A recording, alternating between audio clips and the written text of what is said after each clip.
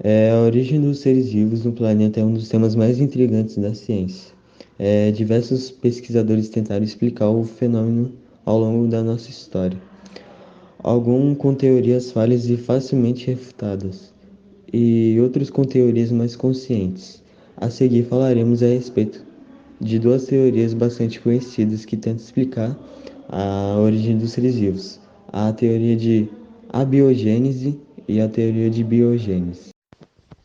A biogênese é a produção e o conjunto de formas de produção de novos organismos ou organelas vivas. Ao longo da história da humanidade, várias foram as hipóteses que visavam a responder como surgem os seres na Terra. Atualmente, a lei da biogênese atribuída a Louis Pasteur é resultante da observação de que seres vivos provêm apenas de outros seres vivos, através da reprodução. Ou seja, seres vivos não se formam diretamente a partir de matérias não vivas, em forma como proposta na geração espontânea, ou a biogênese. A teoria da biogênese, ou teoria da geração espontânea, explica a origem da vida a partir da matéria bruta, ou seja, de uma matéria sem vida. Um dos exemplos clássicos dessa teoria é a crença de que camisas sujas poderiam dar origem a ratos. Outro exemplo é o lodo dos rios, que poderia dar origem a alguns anfíbios e répteis. Apesar de parecer absurda, essa teoria era aceita até meados do século XIX e representava o pensamento em uma época que poucos recursos tecnológicos existiam. Nesse momento, não havia nenhum conhecimento de células e muito menos de mecanismos evolutivos e genéticos.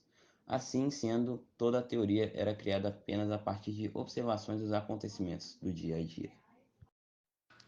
A hipótese autotrófica é uma das teorias que tentam explicar como os primeiros seres vivos da Terra obtinham os nutrientes necessários para sua sobrevivência. Em oposição à chamada hipótese heterotrófica, a hipótese autotrófica afirma que os primeiros seres vivos eram capazes de produzir seu próprio alimento. Biogenese é um método de produção que produz novos organismos ou organelas vivas. Ao longo da história humana, várias hipóteses visam responder como surgiu a vida na Terra. Qual é a importância da biogenese para o mundo? A biogenese surgiu para desmistificar a primeira teoria. Ela defende que o nascimento dos seres vivos depende de um outro ser vivo para a reprodução. Muitas pessoas acreditavam que o princípio ativo ou vital teria a capacidade de transformar matéria bruta em seres vivos. Oi, Edneia, bom dia, turma. Bom, nosso trabalho é composto por Júlia, Luísa e Larissa e é sobre fixismo e evolucionismo.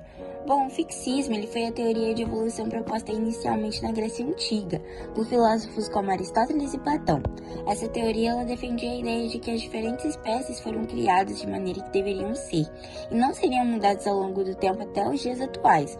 E tal pensamento durou por milhares de anos, e só foi contestado a partir do século XIX, com a proposta e avanço da teoria da evolução, a partir dos trabalhos de Charles Darwin e Alfred Russel. O fixismo ele pode ser definido como uma corrente de pensamentos que propõe que as espécies são imutáveis, sendo defendida inclusive por criacionistas e religiosos da época. Dessa forma, através de interpretações bíblicas, acreditava-se que Deus havia criado todas as espécies existentes, desde as mais simples até as mais complexas, sem que ocorresse nenhuma transformação ou mudança ao longo das gerações. Mas, ao contrário do fixismo, o evolucionismo acredita na evolução da matéria e espécie. Porém, quando Darwin e Russell estavam falando mais sobre essa teoria, muitas pessoas ainda não queriam aceitar, pois o fixismo tinha maior destaque e também apoio da igreja na época, que era muito mais forte. Só que, agora, o evolucionismo é a teoria mais aceita e tem um maior destaque. No evolucionismo, a espécie também pode sofrer mutação, além das transformações como forma de se adaptar melhor ao novo ambiente, com variáveis tanto físicas quanto químicas, trazendo a organização das mudanças.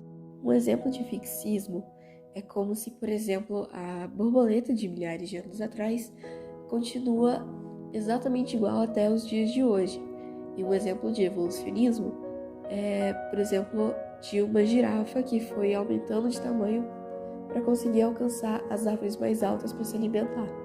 Mas uma das perguntas que está relacionada a esse tema é aonde surgiu a diversidade das espécies. Isso tem a ver com a ancestralidade e espécies se adaptarem aos seus biomas e com o conjunto de células que surgiram mais espécies. E foi isso, gente. Espero que tenham entendido. Obrigada pela atenção. A teoria de Lamarck tenta explicar a evolução das espécies. Em 1809, ele publicou o livro Filosofia Zoológica e introduziu que o ambiente em mudança fazia com que os organismos mudassem de comportamento. Lamarck acertou ao analisar a importância das espécies se adaptarem ao meio em que vivem e por acreditar que os fósseis eram um registro da evolução dos seres. No entanto, suas ideias falham ao afirmar que as características adquiridas durante a vida podem ser transmitidas aos descendentes. Basicamente, Lamarck, em sua teoria, propôs que a vida evoluiu por tentativa e erro, que como os indivíduos de uma de nossas espécies mudam sua situação, clima, modo de ser ou hábito, eles recebem as influências que mudam pouco a pouco, a consistência e proporções de suas partes. A primeira lei de Lamarck diz que todo animal que não ultrapassou o limite de seu desenvolvimento pode fortalecer um órgão através de seu uso contínuo. A segunda lei é a circunstância. As circunstâncias de Lamarck não se referiam apenas ao que é realmente chamado de parâmetros ambientais em ecologia, mas também incluíam o modo de se comportar e conservar os próprios organismos. O evolucionismo de Darwin e Wallace. Depois da publicação de Lamarck, Darwin e Wallace resolveram publicar um artigo juntos em 1858 devido à semelhança. Darwin considerou que os ambientes sofrem modificações lentas ao longo do tempo, que as espécies também apresentam mudanças em suas características. A teoria evolutiva de Darwin considera que as espécies se modificam ao longo do tempo e o surgimento de uma abundância em um organismo acontece por acaso. A nova característica contribui para a sobrevivência do indivíduo. Sendo assim, ele conseguirá ter mais chances de sobreviver até a época reprodutiva e gerar descendentes. Esse processo se chama seleção natural, pois as condições do ambiente selecionam indivíduos com características favoráveis à sua sobrevivência. Resumindo, a seleção natural é um processo que acontece em alguns indivíduos por acaso para a sua sobrevivência, e isso acontece para eles se adaptarem melhor com o ambiente em que estão.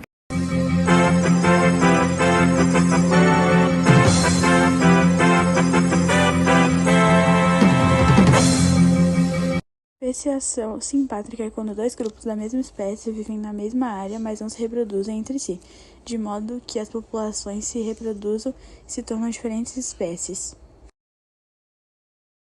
Especiação alopátrica é quando dois grupos da mesma espécie são separados por uma barreira geográfica, as populações sofrem diferentes pressões e formam espécies diferentes. Especiação parapátrica é quando a mesma espécie é dividida em uma vasta área, mas só se reproduzem com indivíduos que estão perto. Bom dia, Dineia. Aqui é o Henrico. Vou falar aqui um pouquinho hoje sobre a evolução dos seres vivos na Terra. Mas beleza, vamos prosseguir aqui, né?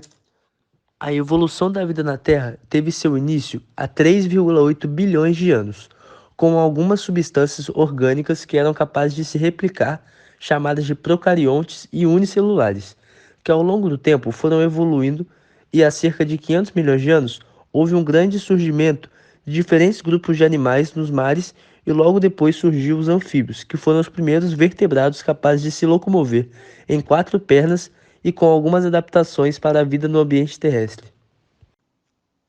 Sabe-se que os primeiros répteis apareceram no planeta Terra há mais de 300 milhões de anos durante a Era Paleozoica.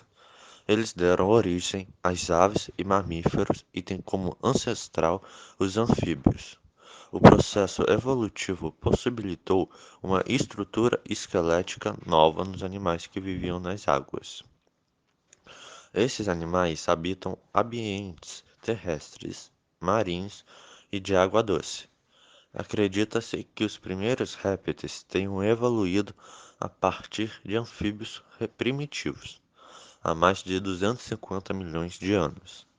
Durante a Era Mesozoica, uma enorme quantidade de espécies habitava o planeta. Tudo se iniciou com os australopithecus, também conhecido como, como a espécie de homoníneos mais antiga do mundo, né? Isso ocorreu há 4 milhões de anos atrás.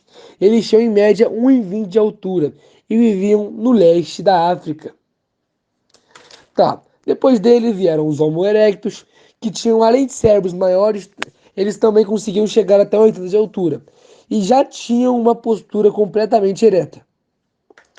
Logo após vieram os Homo heidelbergensis, né, que tinham um cérebro já parecido com o da espécie humana e que se desenvolveu com acordo com a espécie passada que permaneceu na África, né? A espécie dos Homo erectus, que foi uma das espécies que foi a primeira espécie que saiu da África, no caso, né? Eles foram para a China, Indonésia, e essa parte dos heidelbergenses, eles se desenvolveram com a parte da que permaneceu na África, né? E essa parte aí foi se desenvolvendo na Europa. Depois vieram os Homo neanderthalensis, né? Que surgiu na mesma época que o homem moderno e através de um grupo europeu dos Homo heidelbergensis, né? E viveram até 29 mil anos atrás. E já os Homo sapiens se desenvolveram nessa mesma espécie, os Homo heidelbergensis, porém com a parte que ficou na África, né? E foi isso, Edilé, valeu.